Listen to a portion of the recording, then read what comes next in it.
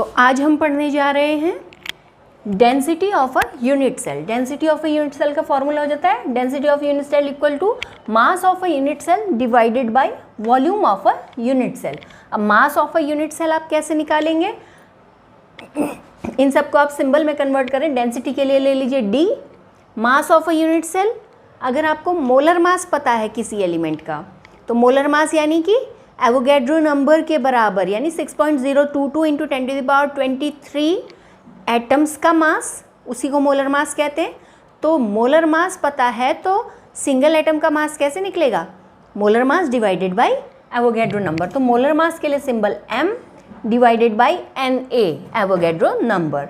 ठीक है, तो ये तो हो गया सिंगल, M/Na हो गया सिंगल एटम का मास। अब mass of a unit cell हमने निकालना है, तो mass of a unit cell कैसे निकलेगा, यूनिट सेल में जितने एटम होते हैं उससे हम सिंगल एटम के मास को मल्टीप्लाई कर देंगे। सपोज यूनिट सेल में Z एटम्स हैं तो Z इंटू M/Na, तो हमारा क्या निकल आया, mass of a unit cell by volume of a unit cell. अब if A is the edge of a unit cell, A अगर यूनिट सेल की एज है तो वॉल्यूम कितना हो जाएगा, A³। ठीक है, तो divided by volume of a unit cell. तो फॉर्मूला हमारा बन गया D equal to ZM/A³ Na। ठीक है, तो फटाफट इन चीज़ों को नोट कर लीजिए। Where Z equal to number of atoms in a unit cell, M equal to molar mass of element, Na equal to Avogadro's number which is equal to 6.022 into 10⁻23 and A is edge of unit cell. तो इनमें से इन पांचों में से कोई भी चार हमको अगर पता होंगी वैल्यूज़, तो हम पांचवी वैल्यू फाइंड आउट कर सकते हैं। तो अब इन सारी चीज़ों पर डेंसिटी एंड जो हमने पिछले लेक्चर में पढ़ी है पैकिंग एफिशिएंसी, इनसे रिलेटेड न्यूमेरिकल्स देख लेते हैं जल्दी। तो बुक में आपके 1.3 एग्जाम्पल 1.3 दिया है। इसमें आपको कहता है an element has BCC structure with cell edge of 288 picometre, density of the element is 7.2 gram per centimetre cube, how many atoms present in 208 grams of element. तो एलिमेंट हैज़ BCC स्ट्रक्चर, तो इससे आपको ये क्या बता रहा है कि यूनिट सेल में नंबर ऑफ एटम्स कितना होगा, यानी Z इक्वल टू कितना होगा, 2। तो Z इक्वल टू 2 यानी कि यूनिट सेल में नंबर ऑफ एटम्स। ठीक है, उसके बाद ये आपको बता रहा है cell edge length equal to 288 picometre. वहीं पे आपको इसने यहाँ पे बताया कि density 7.2 gram per centimetre cube. तो वहाँ पे CGS स्केल ग्राम और सेंटीमीटर है, तो यहाँ पे हम इस लेंथ सेल एज को भी हम पिकोमीटर से सेंटीमीटर में कन्वर्ट कर लेंगे। तो सेल एज यानी A equal to 288 picometre. 288 picometre equal to कितना होता है, 288 इंटू 10⁻⁻10 सेंटीमीटर। ठीक है, उसके बाद डेंसिटी आपको दे रखी है D equal to 7.2 gram per centimetre cube. फिर आपको और क्या दिया है, मास ऑफ द एलिमेंट दिया है 208 ग्राम। ध्यान दीजिएगा, ये मास ऑफ एन एटम नहीं है, ये जो आपको मास दिया है ये मास ऑफ एन एटम नहीं है, ये मोलर मास भी नहीं है, ये mass of the element, given mass of the element है जिसमें आपको नंबर ऑफ एटम्स निकालने हैं। तो इसको आप 3 मेथड से कर सकते हैं। एक तो आपकी बुक में दे रखा है, आपने यूनिट सेल का वॉल्यूम निकाल लिया, आपको सेल की एज दी हुई है तो इससे आपने A³ करके यूनिट सेल का वॉल्यूम निकाल लिया। उसके बाद आपने D equal to M/V, density equal to mass by volume के फॉर्मूले से गिवन मास के जो लैटिस है उसका वॉल्यूम निकाल लिया, और फिर उस वॉल्यूम में सिंगल यूनिट सेल के वॉल्यूम से डिवाइड करके टोटल यूनिट सेल्स निकाल ली, और फिर उसका क्योंकि BCC है 2 एटम्स हैं तो डबल कर लिया, तो नंबर ऑफ एटम्स निकल आया। एक मेथड तो ये हो गया जो आपकी बुक में दिखा रखा है। दूसरा मेथड क्या हो जाता है कि आप सिंगल एटम का मास फाइंड आउट कर लो, सिंगल एटम का मास फाइंड आउट कर लो और उससे गिवन मास को डिवाइड कर लो, तो भी आंसर आपका सेम आएगा। तो इसको मैं आपको करके दिखा देती हूँ। तो सिंगल एटम का मास फाइंड आउट आप कैसे करेंगे, देखिए फॉर्मूला है density equal to Z m by A cube Na। ठीक है, अब सिंगल एटम का मास कितना है, ये तो मोलर मास है, अगर आप केवल इसको देखेंगे तो ये केवल मोलर मास है, सिंगल एटम का मास इतना पूरा है। ठीक है, तो सिंगल एटम का मास, इसको हम लिख लेते हैं सिंबल m से। ठीक है, इसको हम लिख लेते हैं सिंबल m से, m by Na equal to m, single atom का मास हो गया m। तो m इक्वल टू हो जाएगा, कितना हो जाएगा, dA cube divided by Z। तो यानी कि d क्या है, 7.2 इंटू A क्यूब, यानी कि 288 इंटू 10⁻⁻10 का क्यूब डिवाइडेड बाई Z, यानी कि 2, Z मीन्स 2। ठीक है, तो 2 से ये डिवाइड हो गया, 3.6 आ गया। अब कितना आ जाएगा, 10⁻⁻10 इंटू 10⁻⁻10 इंटू 10⁻⁻10, ये हो जाएगा आपका 10⁻30, और इधर 3.6 into 288 into 288 into 288 equal to 85996339.2 into 10⁻30। अब इस डेसिमल को हम इधर ले लें, 1 2 3 4 5 6 7, 7 प्लेस इधर, यानी कि ये हो जाएगा 8.59 इंटू 10⁻23। तो ये कितना हो गया, mass of a single atom. ठीक है, mass of a single atom, ये क्या हो गया, mass of a single atom.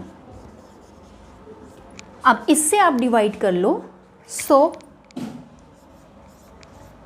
Number of atoms in 208 grams of element equal to 208 divided by 8.59 जो हमने अभी कैलकुलेट करके निकाला है, इंटू 10⁻⁻23। तो ये डिवाइड करके आ जाता है इक्वल टू 10⁻⁻23, ऊपर जाके हो जाएगा 10⁻+23, और 208 बाई 8.59 हो जाता है 24.21, या इसको हम लिख सकते हैं 2.42 इंटू 10⁻24। बुक में भी आंसर यही है, बुक में आंसर आया है आपका, जो वॉल्यूम कैलकुलेट करके निकाला गया है 24.16, और इसमें आ रहा है 24.21। तो उस 24.16 को जब राउंड ऑफ करोगे तो 24.2 ही आ जाता है, तो ज़्यादा फ़र्क नहीं है, इंटू 10⁻23।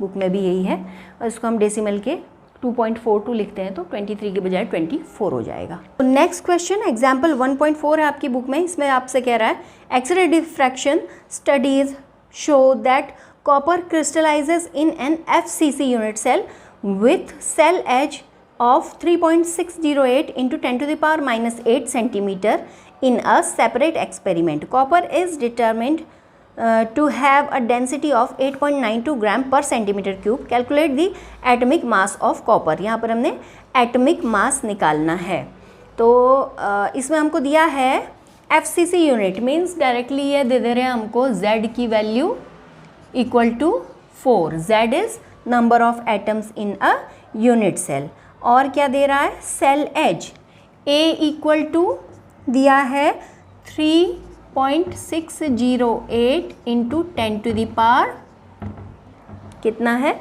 -8, -8 सेंटीमीटर। और क्या दिया है, डेंसिटी ऑफ कॉपर दी है 8.92, density D of copper 8.92 gram per centimetre cube, gram per centimetre cube. तो आपने निकालना है atomic mass of copper, atomic mass of copper, ये आपने फाइंड आउट करना है। अब डेंसिटी का वही फॉर्मूला लगाइए, D इक्वल टू क्या होता है, ZM/A³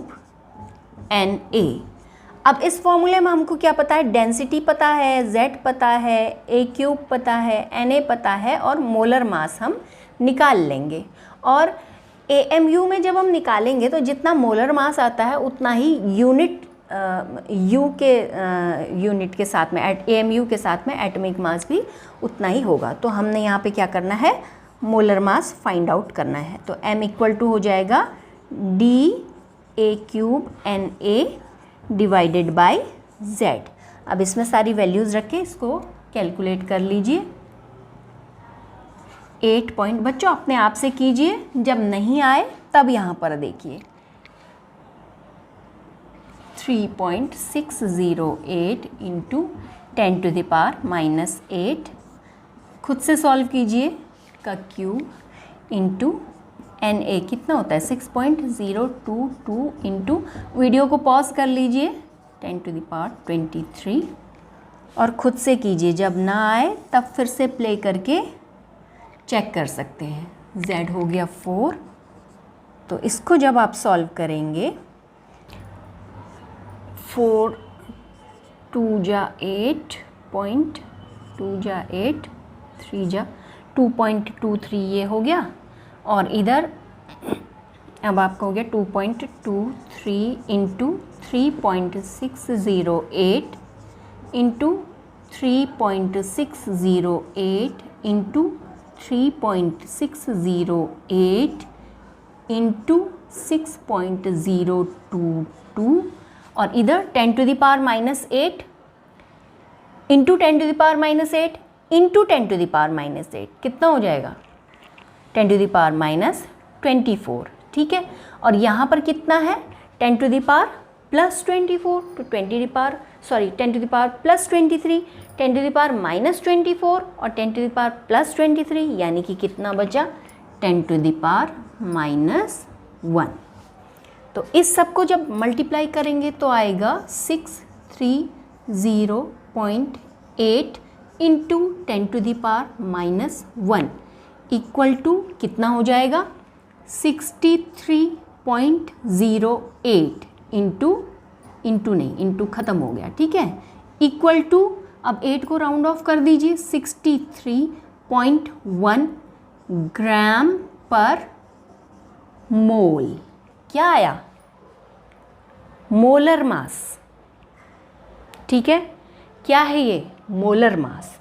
आपसे क्या पूछा है एटॉमिक मास ऑफ कॉपर, तो atomic mass of copper, atomic mass of copper equal to 63.1 unit AMU, ठीक है, AMU, इस चीज़ को मत भूलिएगा। Now example 1.5 silver forms CCP lattice and X-ray studies of its crystal show that the edge length of its unit cell is 408.6 picometer. Calculate the density of silver. Atomic mass दिया हुआ है 107.9 unit. तो आपको क्या क्या दे रखा है, edge length दिया है A, क्वेश्चन 1.5, A आपको दिया है 408.6 पिकोमीटर, 6 पिकोमीटर, और आपको दिया है एटॉमिक मास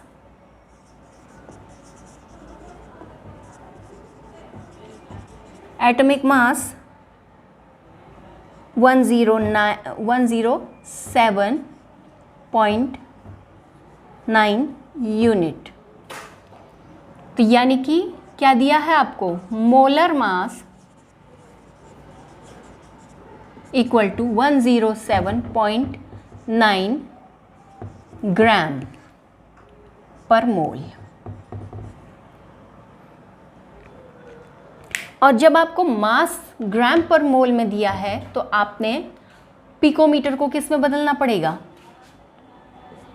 पिकोमीटर को आप बदल लीजिए सेंटीमीटर में, यानी कि 408.6 into 10⁻⁻10 centimetre.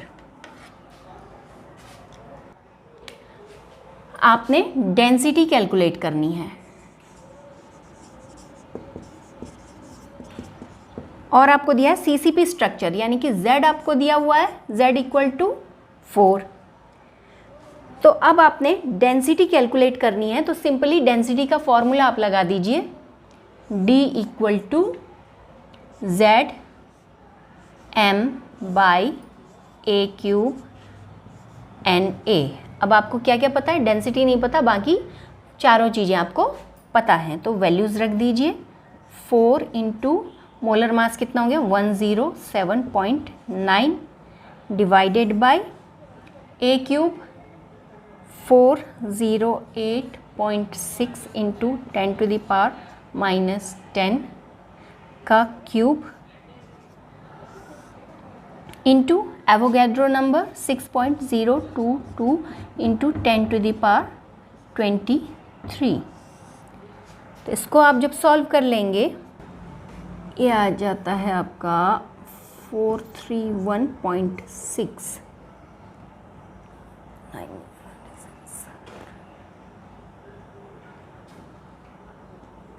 Divided by 408.6 into 408.6 into 408.6 into 10⁻⁻ को कैलकुलेट कीजिए, 10⁻⁻30 तो ये हो जाएगा 10⁻⁻10 इंटू 10⁻⁻10 इंटू 10⁻⁻10, और इधर है आपका 10⁻⁻23, तो 10⁻⁻30 एंड 10⁻23 कितना हुआ, 10⁻7 बचा, -7 है ना, 10⁻⁻7 यहाँ पे रह गया। अब इसे मल्टीप्लाई करके आ जाता है 431.6 डिवाइडेड बाई 410,805,111 इंटू 10⁻⁻7। तो अब 10⁻⁻7 है, यहाँ देखिए 1 2 3 4 5 6 7, तो इधर 7 ले लेंगे, 10⁻+7 एंड -7 खत्म, फिर यहाँ बचता है 41.08 या 41.1 या 41 ही लगाओ राउंड करके, तो हमारा बचता है 431.6 डिवाइडेड बाई 41। तो इसको आप डिवाइड करेंगे, 41 10 जा 410, बचा कितना 31 में से 410 21 बचा, 21 फिर आ गया डेसिमल 216 हो गया, 216 डिवाइडेड बाई 40 कितना हो जाएगा, 4 5 जा 20, तो ये हो जाएगा अप्रॉक्सीमेटली 5 जा बार चला जाएगा, तो 10.5 डेंसिटी आई। यूनिट क्या आएगी, सारी चीज़ें हमने CGS में ले रखी हैं, तो ग्राम पर सेंटीमीटर क्यूब, 10.5 ग्राम पर सेंटीमीटर क्यूब आपका आंसर आ गया। क्वेश्चन नंबर 1.14 देखिए अपनी बुक में, what is the 2 dimensional coordination number of a molecule in square close packed layer. आपको पता है स्क्वायर, बहुत अच्छे से मैंने समझाया, स्क्वायर क्लोज पैक्ड लेयर में क्या होगा, ये जो एटम है कितने एटम से टच हो रहा है, 1 2 3 4, तो कोऑर्डिनेशन नंबर कितना हो गया 4। नेक्स्ट क्वेश्चन है, a compound forms hexagonal closed packed structure, what is the total number of voids in 0.5 mole of it, how many of these are tetrahedral voids। Question number 1.15 है, 0.5 मोल में जितने number of atoms होंगे उतने number of octahedral voids होंगे और उसके double number of tetrahedral voids होंगे और उसको आप सम करके टोटल नंबर ऑफ वॉइड्स निकाल लेंगे, ठीक है। 0.5 mole of HCP compound contains atoms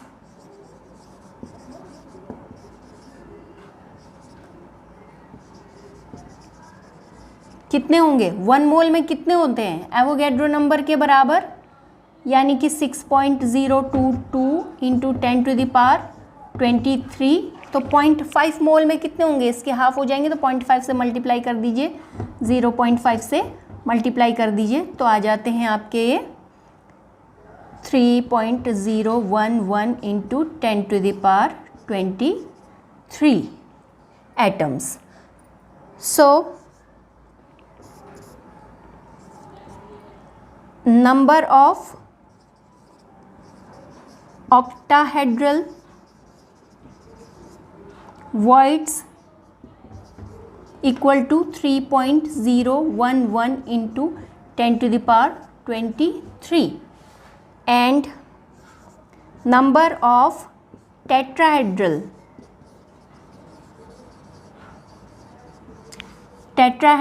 voids equal to कितने होते हैं, जितने एटम्स होते हैं उसका डबल टेट्राहेड्रल वॉइड्स होते हैं, तो 2 इंटू 3.011 इंटू 10⁻23 यानी कि ये हो जाएंगे एवोगैड्रो नंबर के बराबर 6.022 into 10⁻23। So total number of voids in compound equal to, sum कर लीजिए, 3.011 इंटू 10⁻23 प्लस 6.022 इंटू 10⁻23, तो ये हो जाएगा 10⁻23, ये आ गया, इंटू, अब सम कीजिए कितना हो जाएगा, 330.9 इतने एटम्स हो गए, ठीक है। क्वेश्चन 1.16 में कहता है a compound is formed by 2 elements M and N। 2 elements हैं M and N।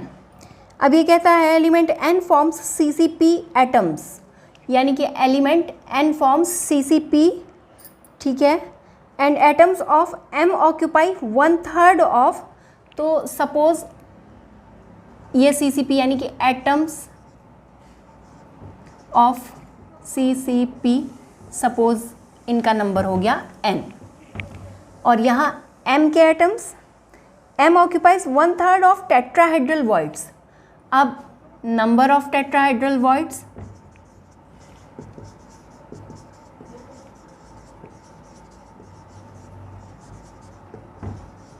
Equal to 2N हो गया, number of atoms of M equal to कितने हैं, 1/3 of tetrahedral voids, 1/3 of tetrahedral voids यानी कि 2/3N।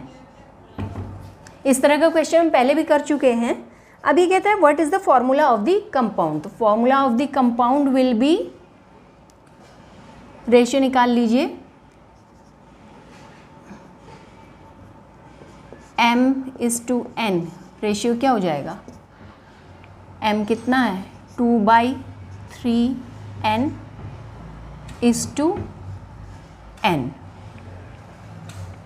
ठीक है, atoms of N and atoms of M, ठीक है। इसको मत देखना, ये तो टेट्राहेड्रल वॉइड्स हैं, तो कितना हो जाएगा रेशियो, N से N कैंसिल, तो रेशियो हो गया 2/3, यानी कि फॉर्मूला ऑफ द कंपाउंड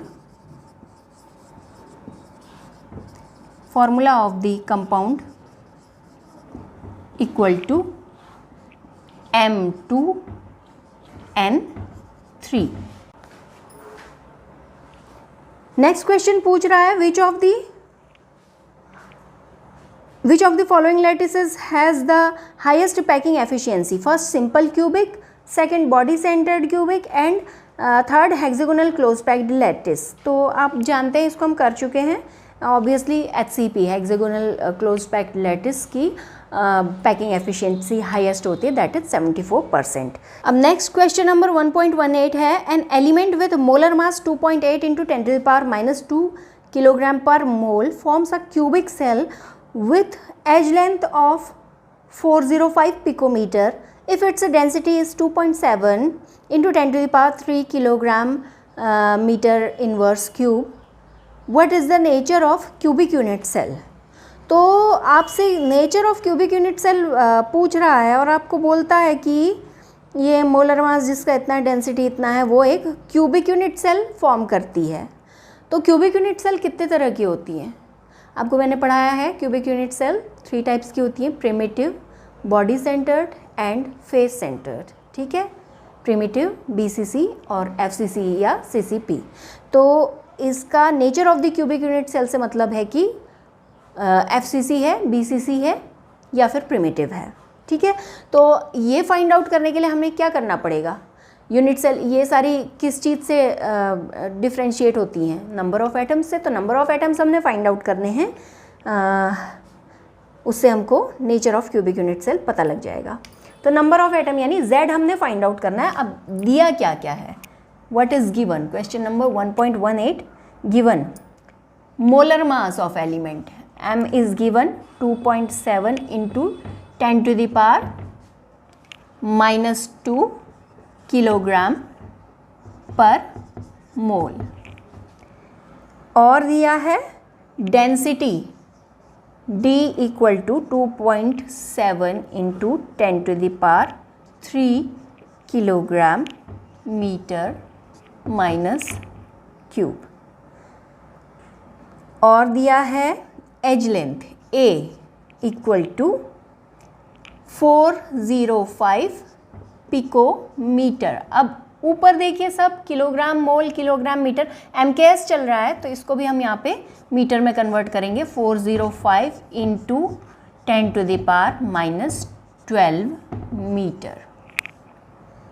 ठीक हो गया, एज लेंथ ये हो गई। तो अब आपको फाइंड आउट करना है Z। तो आप वही डेंसिटी का फॉर्मूला लगा दीजिए। D इक्वल टू क्या होता है? Z into molar mass divided by volume into Avogadro number. तो इससे Z का फॉर्मूला हमारा बन जाता है DA³ डिवाइडेड बाय M। तो इसमें आप वैल्यूज़ को रख दीजिए और आंसर फाइंड आउट कर लीजिए। 2.7 इंटू 10⁻³ इंटू 405 इंटू 10⁻⁻12 का cube into 6.022 into 10⁻23 divided by molar mass आपको दिया है 2.7 इंटू 10⁻⁻2। 2.7 से 2.7 कैंसिल। अब इधर हमारा है 405 इंटू 10⁻⁻12। कैलकुलेशन में प्रॉब्लम होगी, हम एक काम करते हैं, ए जो हमने यहाँ पर 405 इंटू 10⁻⁻12 मीटर लिखा था इसको हम यहीं पर लिख देते 4.05 इंटू 10⁻⁻10 मीटर लिख सकते हैं ना। तो यहाँ पर भी हम थोड़ा सा करेक्शन कर लेंगे, 4.05 इंटू 10⁻⁻10 का क्यूब। ठीक है, तो अब देखिए 4.05 इंटू 4.05 इंटू 4.05 कितना हो जाता है? ये हो जाता है कुछ 66.43, और इधर 10⁻⁻10 इंटू 10⁻⁻10 इंटू 10⁻⁻10 कितना हो जाएगा? अच्छा, इधर अभी हमने 4.05 कैलकुलेट किया, अब हमारा इधर कितना बचा है? और 6.022, और ये हो गया हमारा 10 टू द पावर -30। अब बाकी पॉजिटिव पावर कितनी बची है, 10 टू द पावर 3 इधर, 10 टू द पावर 23 इधर, 10 टू द पावर 26 हो गया, और 10 टू द पावर -2 जो नीचे ऊपर जाके +2 हो जाएगा, तो 26 और 2 28, तो ये हो गया 10 टू द पावर 28। अब इनको मल्टीप्लाई जब आप करते हो तो आंसर आता है 400.04 समथिंग इस तरह का, और इंटू 10 टू द पावर -2, इतना ही बचा, -30 और +28। अब इसको जब हम सॉल्व करते हैं तो आंसर आता है 4.00। ठीक है, तो ये क्या आया हमारा z इक्वल टू 4.00, यानी कि नेचर ऑफ क्यूबिक सेल क्या हो गया, nature of cubic cell is either CCP और FCC, ये आपका आंसर आएगा। ठीक है डियर स्टूडेंट्स, अगर मेरे वीडियोस आपकी स्टडी में हेल्पफुल हैं तो इन्हें लाइक, शेयर और सब्सक्राइब ज़रूर करें। मिलते हैं नेक्स्ट वीडियो में।